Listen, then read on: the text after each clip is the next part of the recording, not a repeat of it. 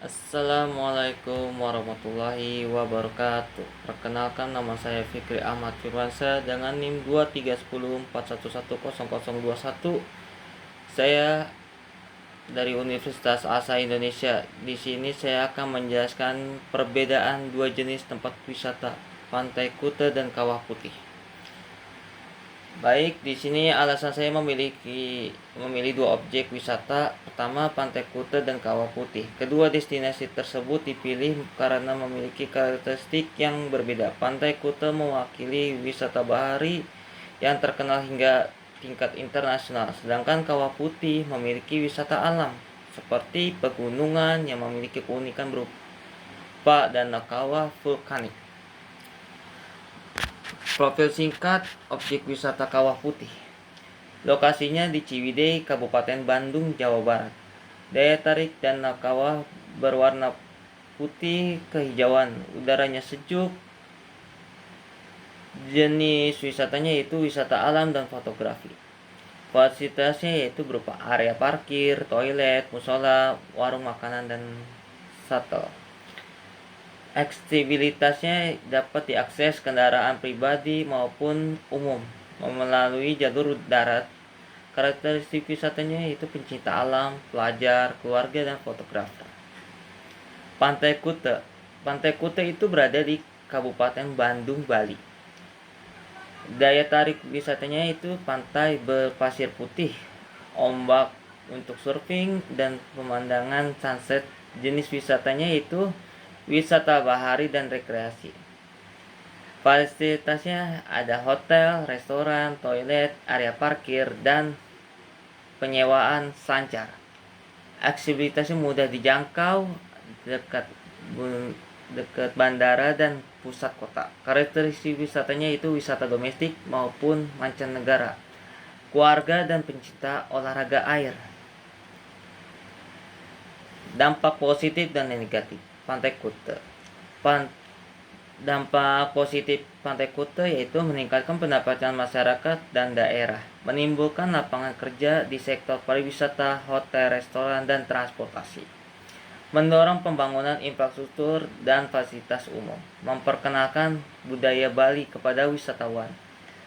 Dampak negatif Pantai Kuta. Kemacetan lalu lintas akibat tingginya jumlah wisatawan, meningkatkan volume sampah, dan pencemaran lingkungan. Pencemaran lingkungan, kenaikan harga tanah, dan biaya hidup masyarakat sekitar. Resikonya berkurang nilai budaya lokal akibat pengaruh budaya luar. Dampak positif dan negatif Kawah Putih. Dampak positifnya yaitu menambahkan pendapatan masyarakat melalui usaha wisata dan perdagangan, membuka peluang kerja bagi penduduk setempat, meningkatkan popularitas daerah Ciwidey sebagai destinasi wisata, mendorong kelestarian kawasan wisata karena memiliki nilai ekonomi yang tinggi. Dampak negatifnya yaitu kerusakan akibat aktivitas wisata yang berlebihan, sampah, dan pegunungan dapat mengganggu kelestarian alam, kemacetan pada musim liburan, berkurangnya keaslian lingkungan jika pembangunan wisata tidak terkendali. Perbandingan dampak pengembangan pariwisata. Persamaan kedua destinasi wisata Pantai Kuta dan Kawah Putih yaitu 1. Dapat meningkatkan pendapat masyarakat dan pemerintah. 2. Membuka pekerjaan di sektor pariwisata. 3. Mendorong pengembangan usaha lokal seperti kuliner, penginapan, dan transportasi. Keempatnya itu menghadapi masalah lingkungan akibat meningkatkan jumlah wisatawan seperti sampah dan kerusakan lingkungan. Kesiapan dan berkelanjutan destinasi wisata Pantai Kuta dan Kawah Putih.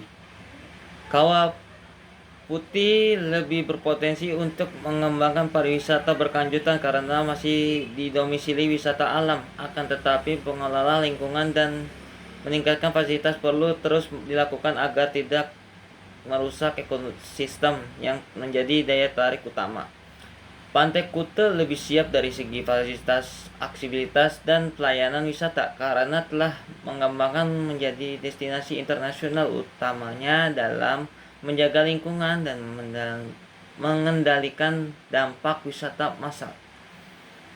Solusi dan rekomendasi Pantai Kuta. Yang pertama itu kita mengelola lingkungan, menambahkan tempat sampah, meningkatkan program kebersihan pantai. Yang kedua, edukasi wisatawan, memasang papan informasi dan kampanye tentang pentingnya menjaga kebersihan serta menghormati budaya lokal. Yang ketiga itu melibatkan masyarakat lokal, memberdayakan masyarakat dalam kegiatan wisata, mengelola sampah dan pelestarian budaya. Keempat, regulasi pembatasan aktivitas dan dapat merusak lingkungan serta memperketat pengawasan terhadap pelanggaran kebersihan. Kelima, transportasi, penggunaan transportasi umum dan shuttle bus untuk mengurangi kemacetan. Solusi dan rekomendasi Kawah Putih.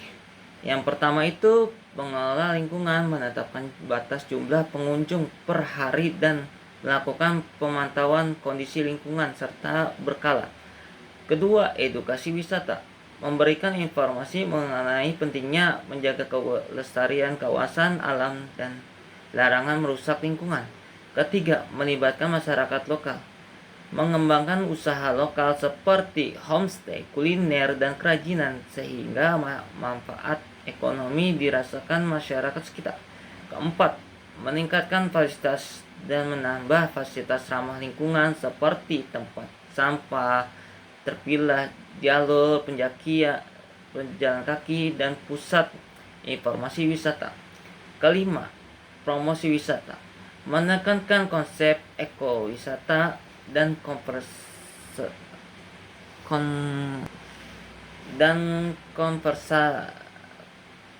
konservasi alam dalam kegiatan promosi Kawah Putih.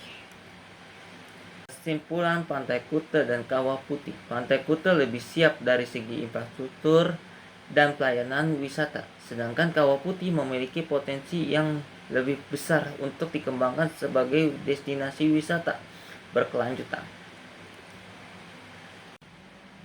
Daftar sumbernya ada 5. Yang pertama, Kementerian Pariwisata dan Ekonomi Kreatif Republik Indonesia membahas Pantai Kuta Bali. Itu diakses di Juni 2026.